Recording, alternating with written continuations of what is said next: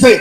Eux aussi, ils sortent sous le règne de l'Éternel et ils s'en vont vers d'autres dieux pour les servir et pour les adorer. Les autres peuples qui n'ont pas Dieu ont commencé à entraîner leurs enfants de Dieu vers leur Dieu. Et ça se passe aussi dans la maison de Dieu. Beaucoup viennent à l'église, mais en dehors de l'église, ils cherchent le recours, ils cherchent leur secours auprès d'autres dieux. Il y a des gens qui sont à l'église, mais qui ont encore des talismans. Des gens à l'église qui ont encore des petits trucs qu'on leur a donnés pour faire marcher leurs activités. Des gens qui viennent à l'église, on leur dit, ce n'est pas pour tuer, ce n'est pas pour faire le mal à quelqu'un, mais c'est pour faire prospérer, faire marcher tes affaires. Et toi aussi, tu as accepté ces choses-là et tu es venu les enterrer chez toi. Personne ne t'a vu. Mais pensant que tu es en train de faire mal à qui? À toi-même.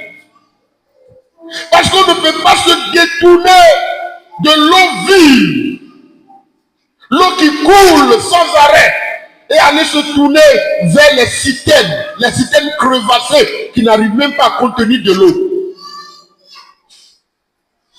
Parce que tout autre Dieu, en dehors de l'Éternel, a une date de péremption.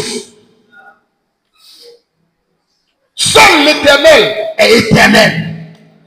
Seul notre Dieu vit à jamais.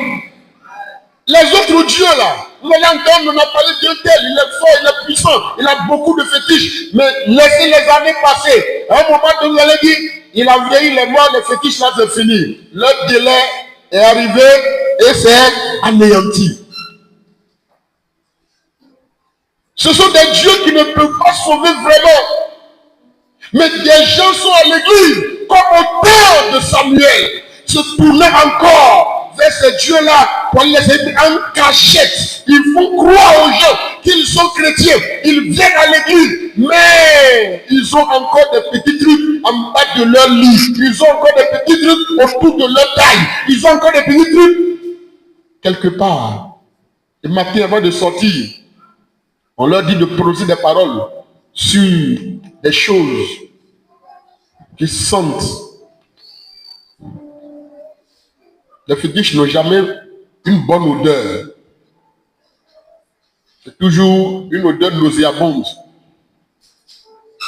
Comme le sang, on verse le sang là-dessus toujours, le sang qui pourrit l'assassin. Et c'est ce qui a fait dans le temps ancien, dans le tabernacle de Moïse. Et ce qui faisait que quand on sacrifie, et puis on envoie le sang dans le lieu tressé, et puis on verse le sang, et ça sent. Dieu dit, bon, comme ça là, allumer de l'encens. C'est pourquoi l'encens est utilisé dans la vie de l'ancienne alliance.